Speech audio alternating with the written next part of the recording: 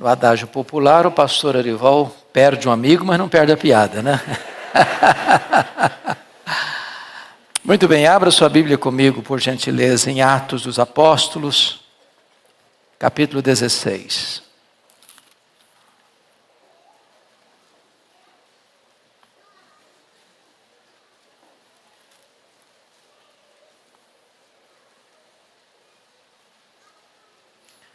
Versos 16 a 26. Atos 16, 16 a 26. Aconteceu que, indo nós para o lugar de oração, nos saiu ao encontro uma jovem possessa de espírito adivinhador, a qual, adivinhando, dava grande lucro aos seus senhores. Seguindo a Paulo e a nós, clamava dizendo: estes homens são servos do Deus Altíssimo e vos anunciam o caminho da salvação. Isto se repetia por muitos dias.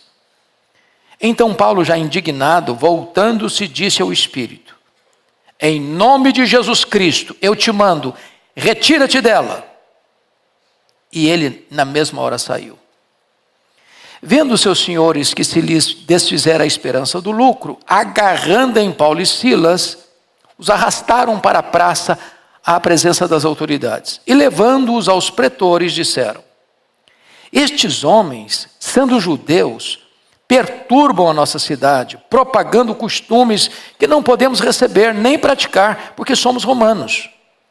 Levantou-se a multidão unida contra eles, e os pretores, rasgando-lhes as vestes, mandaram açoitá-los com varas. E depois de lhes darem muitos açoites, os lançaram no cárcere, ordenando ao carcereiro que os guardasse com toda a segurança. Este, recebendo tal ordem, levou-os para o cárcere interior e lhes prendeu os pés no tronco. Por volta da meia-noite, Paulo e Silas oravam e cantavam louvores a Deus. E os demais companheiros de prisão escutavam. De repente, sobreveio tamanho terremoto que sacudiu os alicerces da prisão. Abriram-se todas as portas e soltaram-se as cadeias de todos. Amém.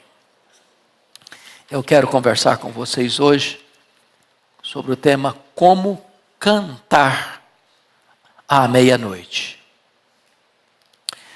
Bom, Filipos, a cidade onde ocorreu esse fato, era a porta do Evangelho, ou a porta da Europa para a chegada do Evangelho. Essa cidade dividia a Ásia da Europa. Essa cidade era a fronteira entre o Oriente e o Ocidente. O Evangelho chegando em Filipos era o Evangelho entrando no Ocidente. E isso marca muito para nós, porque o Evangelho chegou no Ocidente através dessa segunda viagem missionária de Paulo. Essa cidade é estratégica por algumas razões. Primeiro, pela sua localização geográfica. Foi por isso que Filipe da Macedônia, pai de Alexandre o Grande, fundou essa cidade. Porque ele queria controlar o comércio entre o Oriente e o Ocidente. Essa cidade, sendo fundada, portanto, por Filipe da Macedônia, agora ela vira uma colônia romana. E vira uma colônia romana porque nessa cidade houve uma grande batalha que decidiu o futuro do Império Romano. O exército leal a Júlio César lutou sob o comando de Otávio, que veio se tornar César Augusto, e sob o comando de Marco Antônio, derrotando as forças rebeldes de Brutus e Cássius. E por esta causa, o imperador declara Filipos uma colônia romana. O que era uma colônia romana? Era uma cidade onde era uma espécie de miniatura de Roma, onde a moeda era de Roma, a língua era de Roma, os costumes eram de Roma. E aqueles que lideravam a cidade tinham isenção fiscal, tinham todos os privilégios. Quando o Evangelho chega nessa cidade, o Evangelho é tão poderoso que ele alcança nela 3 raças diferentes: Lídia, e asiática de Tiatira. A jovem liberta era grega, porque essa é uma região grega, essa é uma região da Macedônia. Terceiro, o carcereiro era um cidadão romano. Então você tem 3 raças sendo alcançadas: asiática, grega e romana. Mas também o evangelho alcança pessoas de estratos sociais bem distintos. Lídia era uma empresária, vendia púrpura, que era a roupa mais famosa da época. Portanto, uma mulher bem aquinhoada financeiramente. A menina era uma escrava de seus senhores. E escrava não só de homens, mas de demônios. Certamente numa classe social inferior. E o cidadão, que era o carcereiro, era uma espécie de funcionário público da época. Então nós estamos falando de uma classe alta, a classe média e uma classe social menor. E o evangelho chega ali também, não apenas para alcançar raças diferentes, estratos sociais diferentes, mas o evangelho chega ali também para demonstrar poder aos pregadores do evangelho, porque eles cantam à meia-noite. O que é curioso é que quando Paulo chega ali, ele chega depois de ter desejado ardentemente entrar na Ásia. O coração dele estava na Ásia. Mas o Espírito de Cristo, o Espírito Santo o impediu. Ele queria ir para Bitínia, o Espírito de Cristo o impediu. E agora ele está em Troade, que é uma região marítima. E ele escuta à noite uma visão, e na visão um homem da Macedônia, gritando: passa Macedônia e ajuda-nos. E Paulo e os seus companheiros de viagem entenderam que esse era o projeto de Deus. Então eles embarcam em Troade, desembarcam em Neápolis, à beira-mar, e entram para o interior, retornando um pouco, e chega em Filipos. Ali diz a Bíblia, Paulo encontra um grupo de mulheres em oração, à beira do rio. E ele vai para lá. E então, na hora oportuna, ele tem a oportunidade de pregar. E diz a Bíblia que Lídia atentamente o escutava. Preste atenção nisso. Não basta só você estar na casa de Deus, não, viu? Porque às vezes você está aqui, mas está pensando no seu trabalho, na sua loja, no seu comércio, no seu passeio, na sua viagem. E você está aqui, mas não está aqui. Está aqui, mas offline. O coração não está aqui. Mas Lídia está presente. Corpo, alma, mente, atentamente ouvindo. E diz a Bíblia que enquanto ela está atentamente ouvindo, o Espírito Santo abriu o coração dela para entender. Se o Espírito Santo não abrir o coração, a mente, você escuta e não entende. E aí aquela mulher é convertida. A casa dela é batizada. Ela oferece a casa dela para receber os missionários. Quem eram os missionários? Paulo, Silas, Lucas, porque ele se inclui no relato, e Timóteo. Esse quarteto está lá, e ela recebe essa gente na casa dela. Aí diz a Escritura que Paulo está indo para essa reunião de oração na casa onde o pessoal se reunia. E uma jovem, tomada por um espírito de adivinhação, adivinhava, dando muitos lucros para os seus senhores.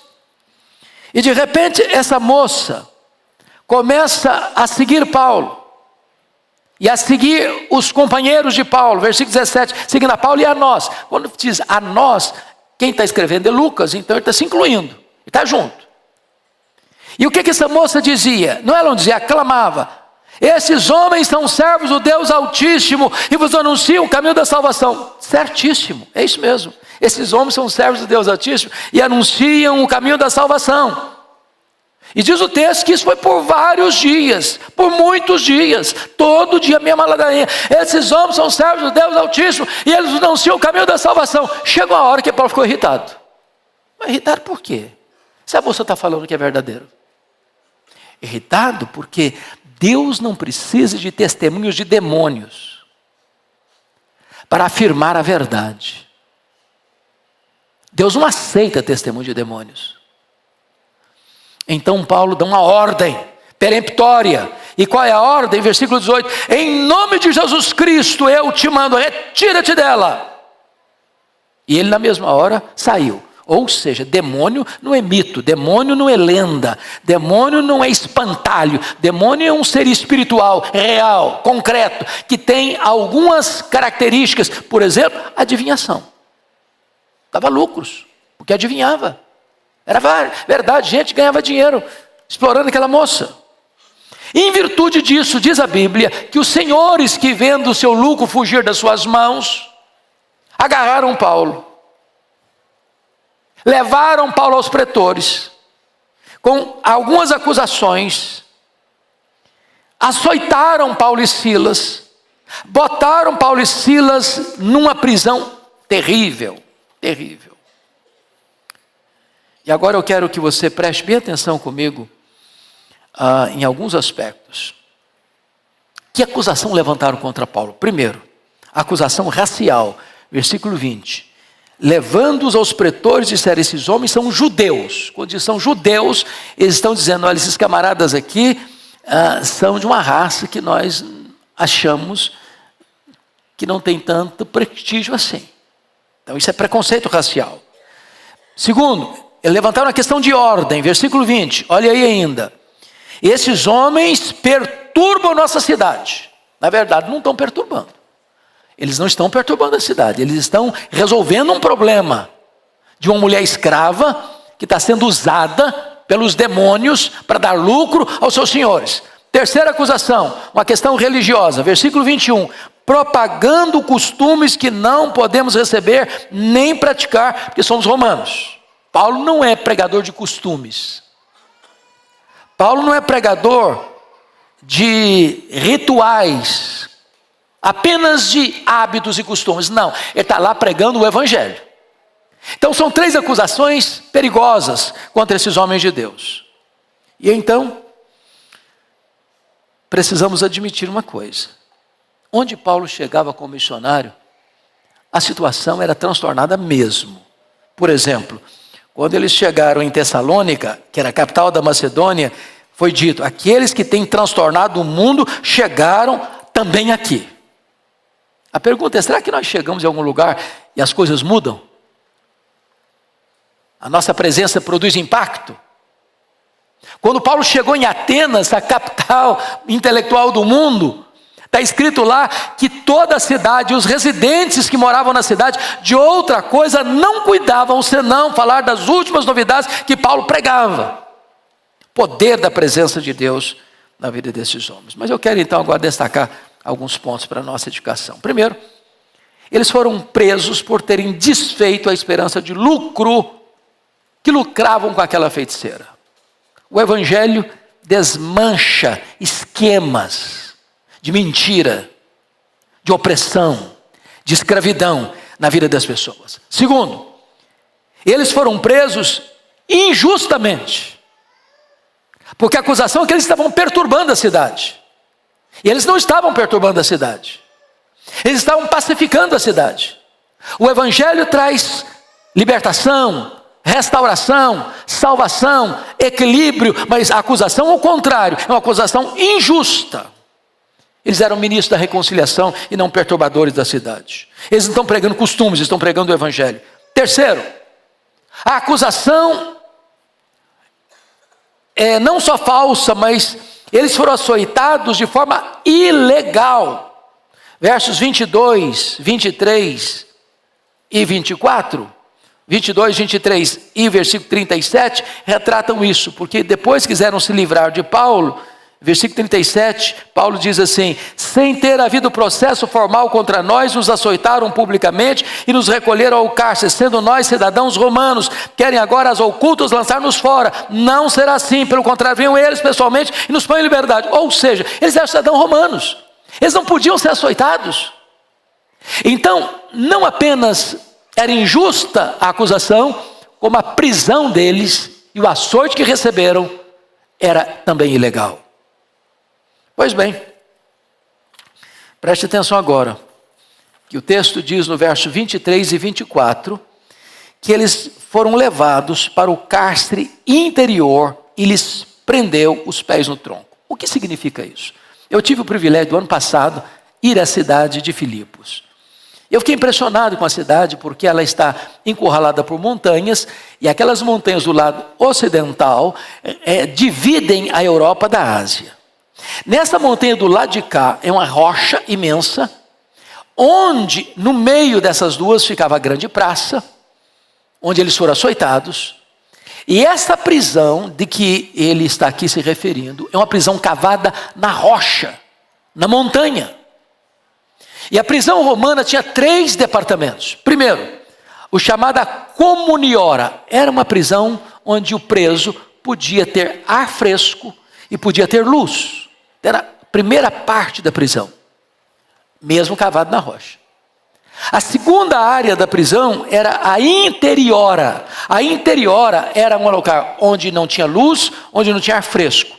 E eram cavados buracos na pedra, na rocha, onde o prisioneiro tinha os seus pés no tronco. Não era apenas algemas nos pés. Não era apenas uma prisão tranquila, não. Os pés eram colocados no buraco da rocha. As mãos eram colocadas no buraco das rochas. E tinha algumas que até o pescoço era enfiado no buraco dessa rocha. De tal maneira que qualquer movimento era um movimento de muita dor, muito sofrimento. E a terceira parte da prisão era o telunion. E o telunion era a parte onde as pessoas que eram condenadas eram ali executadas. Assim eram as prisões romanas. Paulo e Silas foram levados para essa região interiorana. Essa região onde não tinha ar fresco, onde não tinha luz, onde tinha tortura para os pés, para as mãos e para a cabeça. Agora a pergunta é, qual era a liturgia que esses homens tiveram nesse culto, nesse ambiente tão terrível? Primeiro, versículo 25. Leia comigo toda a igreja, verso 25. Vamos juntos? Por volta da meia-noite, Paulo e Silas oravam e cantavam louvores a Deus. E os demais companheiros de prisão escutavam. Primeira coisa, eles estavam orando e cantando louvores a Deus, numa situação totalmente adversa. Eu acho, pastor Arival, que Paulo podia ter dito para Deus, Senhor, mas eu queria ir para um lugar, o Senhor não me deixou. Eu queria ir para outro lugar, o Senhor não me deixou. O Senhor me manda para um lugar desse. E agora o que eu estou enfrentando? O que adianta eu estar aqui se eu estou preso? Paulo e Silas entenderam uma coisa, que apesar da circunstância, você continua orando e louvando a Deus. Não é a circunstância que faz o homem, é o homem que faz a circunstância. Quando Paulo estava preso, eu só entendi uma coisa, mudou o campo missionário. Eu sou embaixador em cadeias, eu sou prisioneiro de Cristo. Foi assim que aconteceu com os amigos de Daniel. Foram ameaçados de morte. E o rei falou o seguinte, ninguém pode livrar você das minhas mãos, Deus nenhum pode livrar. E eles responderam, se Deus quiser nos livrar, Ele tem poder para nos livrar. Se Ele não quiser nos livrar, nós não vamos adorar a imagem que você levantou. Ou seja, nós estamos prontos a morrer, nós estamos prontos a pecar. Aqueles homens não estavam servindo a Deus por aquilo que Deus dava, eles estavam servindo a Deus por quem Deus é. Eles estão adorando a Deus. Segundo, esses homens, meus irmãos, estavam na cadeia, com os pés no tronco, mas na presença de Jesus. Veja você que a hora é incomum do culto, é meia-noite. O local é incomum para o culto, é numa cadeia. Os ministros são incomuns. Paulo e Silas estão ensanguentados. Foram açoitados com varas, deixando vergões, deixando verdadeiros sulcos na carne, ensanguentados. Eles estão diante de um auditório, e o auditório deles são outros prisioneiros como eles. Mas eles estão na presença de Jesus. Terceiro, nesse culto, eles não pediram nada. Notem vocês. Eles estão louvando a Deus. Aqui o sacerdócio não é o sacerdócio intercessório, aqui é o sacerdócio eucarístico, de ações de graças. Eles não estão pedindo para Deus soltá-los, eles estão pedindo para Deus fuzilar o carcereiro, eles estão pedindo para Deus destruir aquela cidade, eles estão adorando a Deus, não por aquilo que Deus dá, mas por quem Deus é. Estão cantando à meia-noite. Cantando à meia-noite. Quarto, nesse culto, eles adoraram e cantaram louvores por saber que mesmo que as coisas estivessem fora do controle deles, as coisas estavam debaixo do controle de Deus. Meus irmãos, tem horas que o que pode sair da nossa boca é murmúrio, é reclamação, porque a circunstância é carrancuda, porque a situação é adversa. Mas Paulo e Silas estão nos ensinando aqui que se você está numa situação tão difícil, tão injusta, tão cruel, que você tem um bom propósito, e as pessoas entendem exatamente o contrário, e perseguindo você, e machucando você, e ferindo você, e você não está mais no controle da situação, entenda uma coisa, o Senhor Deus continua no controle da situação. Ele pode reverter esse quadro e reverter para o bem e não para o mal. Você pode dizer, sabemos que todas as coisas cooperam para o bem daqueles que amam a Deus. Mas eu quero levar você para o último ponto dessa mensagem. Quais são as lições que nós aprendemos com os cantores da meia-noite? Primeira lição, no sofrimento, é possível aproveitar as oportunidades para testemunhar de Cristo. Tem tanta gente que espera que as coisas melhorem para começar a testemunhar. Tem tanta gente que acha que só vai começar a glorificar Deus quando tudo ficar pacificado. Tem gente que, como a mulher de Jó, no sofrimento, não consegue adorar a Deus. Não espere as coisas melhorarem para você começar a glorificar a Deus. Glorifique a Deus na dor. Glorifique a Deus no vale. Glorifique a Deus no sofrimento. Glorifique a Deus na situação adversa. Eu estava lendo ontem algo muito bonito de Corrie ten Boom. Corrie ten Boom foi presa com a sua família na Holanda por um crime que cometeram. Que crime que cometeram? Eles colocaram na casa deles um local para esconder judeus que estavam sendo mortos pelo nazismo. Até que a polícia nazista descobriu o refúgio secreto, que é título de um livro, que é título de um filme. Então pegaram o pai de Corrie ten Boom, pegaram Corrie ten Boom, pegaram a irmã Betsy, levaram para a prisão. O pai morreu, a irmã morreu. Mas quando o Corrie ten Boom estava sendo levado para Ravensbrück, um dos mais terríveis centros de morte do nazismo, ela tinha uma Bíblia pequena, pastor Ival. Ela diz, meu Deus, eu preciso dessa Bíblia. Eu não posso abrir mão da minha Bíblia. E ela estava na fila. E todas as prisioneiras tinham o seu cabelo cortado, tinha as roupas tiradas, todas elas investigadas. Eu disse, meu Deus, mas como eu faço? E ela disse, meu Deus, manda um anjo, para que eu possa levar minha Bíblia. Vai lá pelas tantas ataúdes, meu Deus, mas os anjos são espíritos invisíveis. E aqui eles estão investigando todo mundo, então faz o seguinte, Senhor, manda um anjo visível. Um anjo visível. E ela disse que quando ela está na fila para ser investigada, examinar a pessoa na frente dela, examinar a pessoa atrás dela, e ela passou como se fosse uma pessoa invisível na fila e conseguiu levar a sua Bíblia. E essa mulher demonstra que ela glorificou a Deus, testemunhou de Cristo, experimentou a graça de Deus nas piores horas da vida. Mesmo quando a sua irmã Betsy sucumbiu aos maus tratos, ela continuou servindo ao seu Senhor. Não espere as coisas melhorarem para você glorificar a Deus. Glorifique a Deus mesmo no sofrimento. Segundo, no sofrimento é possível você triunfar sobre as adversidades e usar essas dificuldades como incenso da sua adoração. Meu irmão, não é você ser liberto do sofrimento para adorar, não. Lembra de 2 Crônicas 20? Jerusalém está sendo cercada por 3 inimigos. A situação é desesperadora. O rei Josafá teve medo, pôs-se a buscar o Senhor, decretou um jejum, convoca a nação para buscar Deus.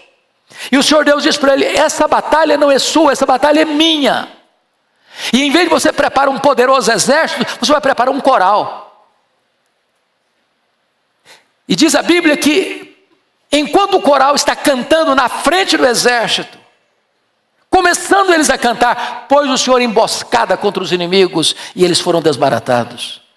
Em outras palavras, eles não cantaram depois que o inimigo foi derrotado, eles cantaram para derrotar o inimigo. Você não louva depois da solução do problema apenas, não. Você louva para solucionar o problema. O louvor é arma de guerra. Deus dá vitória a você, não para depois você louvar. Deus dá vitória a você através do louvor. É por isso que eles estão cantando à meia-noite. Mas notem comigo, que no sofrimento nós aprendemos que a hora mais escura da vida, ainda é tempo de você adorar a Deus. É meia-noite, as costas ensanguentadas, eles estão sofrendo injustiça, a prisão deles é ilegal, os opressores os maltrataram publicamente, eles foram humilhados em praça pública, mas mesmo assim, apesar da adversidade, eles estão louvando ao Senhor. Isso me remete ao Salmo 137. Você se lembra quando os judeus saíram, foram levados para a Babilônia?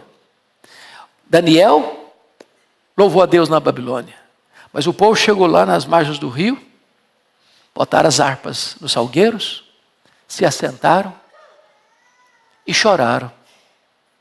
Olharam para trás e pensaram assim: tomara que alguém se levante, esmague a cabeça dessa gente, os filhos dessa gente, uma pedra. Eles só cantavam em Sião, mas não cantam em terra estranha. Eu quero encorajar você a louvar ao seu Deus no lugar mais estranho, no lugar mais difícil, na noite mais escura, na circunstância mais adversa, na providência mais carrancuda. É isso que esses homens fizeram.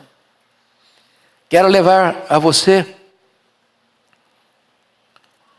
essa ideia de que Deus pode inspirar canções de louvor nas noites escuras. Mas ainda, no sofrimento nós aprendemos que aqueles que cantam na prisão jamais poderão ser presos. Oh, meus irmãos, eu acho isso magnífico, porque Paulo nunca se sentiu preso, no sentido de, bom, agora não acabou, agora não tem ministério mais, agora não tem testemunho mais, agora eu estou nessa aí, ó, preso, algemado, os pés no tronco, com as costas ensanguentadas. O que eu vou fazer da vida?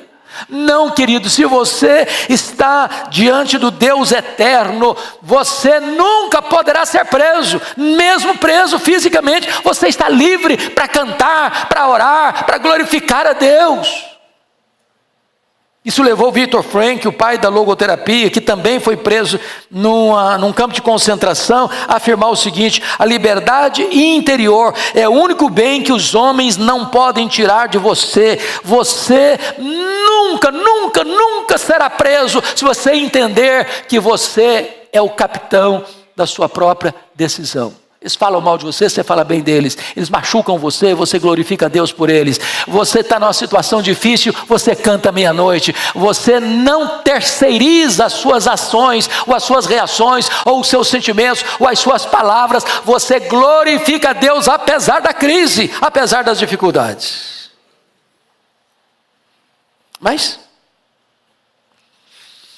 no sofrimento você pode aprender ainda que aqueles que cantam na prisão jamais poderão ser impedidos de fazer a obra de Deus. Que coisa maravilhosa é você olhar, por exemplo, a história dos cristãos primitivos. Eles eram jogados nas arenas, atacados por leões, despedaçados, e cantavam. Eles eram jogados nas catacumbas de Roma. Vá um dia a Roma, se puder.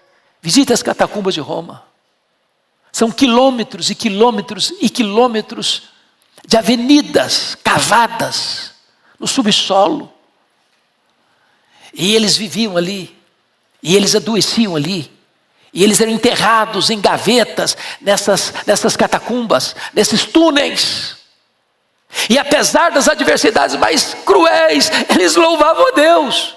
Eles cantavam louvores a Deus. Nada nem ninguém pode impedir você a cantar louvores a Deus, a glorificar a Deus, se você está firmado em Cristo Jesus. Mais ainda, no sofrimento nós aprendemos que a tormenta é muitas vezes o caminho onde Deus se manifesta salvadoramente. O que eu acho interessante, pastor Ival, que Deus abriu o coração de Lídia numa reunião de oração, um ambiente tranquilo, sereno. Deus liberta aquela moça escrava pelo demônio em praça pública. Mas foi preciso um terremoto para abalar as estruturas da vida do carcereiro. Às vezes, para alcançar uma pessoa, Deus precisa abalar as estruturas. Tem muita gente que não se rende, a não ser que toda a estrutura sólida à sua volta seja completamente abalada. Nabucodonosor precisou virar bicho para se converter. Manassés precisou ser puxado com ganchos para se converter. O carcereiro precisou de um abalo sísmico para se converter. Deus faz o seu caminho na tormenta, então não reclame da circunstância adversa não, porque Deus pode estar usando exatamente essa circunstância para a salvação de gente à sua volta, ao seu redor. Mas, finalmente, nós aprendemos que mesmo quando o terremoto não vem, nós devemos continuar cantando e adorando a Deus. Tem hora que o terremoto não chega. Tem hora que o crente não é liberto. Tem hora que o mártir tomba no campo de batalha. Tem hora que o piedoso sofre o golpe da injustiça. Tem hora que você parece que sucumbiu ao poder das trevas. Eu confesso que uma das coisas que marcou muito a minha história e a minha vida foi visitar o Museu dos Mártires em Seul. Num único dia foram decapitados 200 pastores às margens do rio Han em Seul. Jovens, crianças, homens, mulheres, pastores, líderes, mortos com requinte de crueldade. Alguns deles se assentavam, eram colocados assentados, e se jogavam em cima das pernas uma pedra de 500 quilos, para esmagar seus ossos. Outros eram torturados com ferpas de bambu enfiadas debaixo das unhas. Outros eram amarrados a perna num animal, a cabeça no outro animal, e se enxotava esses animais em posições opostas, para o corpo se arrebentar ao meio. E lá estava o museu, com o retrato de todas essas pessoas. O que me marcou é que não tinha nenhuma moldura mais destacada do que a outra, todas as molduras eram iguais. Porque para Deus todos são iguais. Mas o último mártir foi o mais marcante de todos. Ficava na porta da saída. E via de regra as pessoas demoravam mais a olhar o quadro desse mártir. E quando você chegava e olhava, surpreendentemente você não via um retrato. Você via um espelho. Você contemplava o seu próprio rosto. E aí embaixo uma frase: você pode ser o próximo mártir. Tem hora que Deus não nos livra da morte, tem hora que Deus nos livra na morte. E foi exatamente isso que aconteceu com Paulo. Dessa prisão ele saiu, mas ele vai para a segunda prisão em Roma, acusado de um crime que também ele não praticou, preso como um malfeitor. Seus amigos o abandonaram. Todos fugiram dele. Marcaram audiência e ninguém foi a seu favor. E ele foi condenado à pena de morte. Ele foi decapitado. Mas esse homem não é derrotado. Ele pode proclamar nessa circunstância: o tempo da minha partida é chegado. Já estou sendo oferecido por libação. Eu combati o bom combate. Eu completei a carreira. Eu guardei a fé. Já agora a coroa de justiça me está guardada, a qual o seu reto juiz me dará naquele dia. E não apenas a mim, mas a todos quantos amam a sua vinda. A canção de Filipos foi antes do terremoto. Ele não tinha ideia de que o terremoto viria. Agora Paulo está cantando não porque sabia que ia sair da prisão. Ele cantou porque a prisão não importava mais. Ele cantou porque o seu passaporte já estava carimbado para a última viagem. E essa última e derradeira viagem é a viagem para o céu. E é para lá que ele está indo. Seguramente. Com toda a convicção. Com todo o conforto. Com todo o consolo. Cantores da meia-noite, não fechem os seus lábios, não retrocedam, glorifiquem a Deus, apesar das circunstâncias.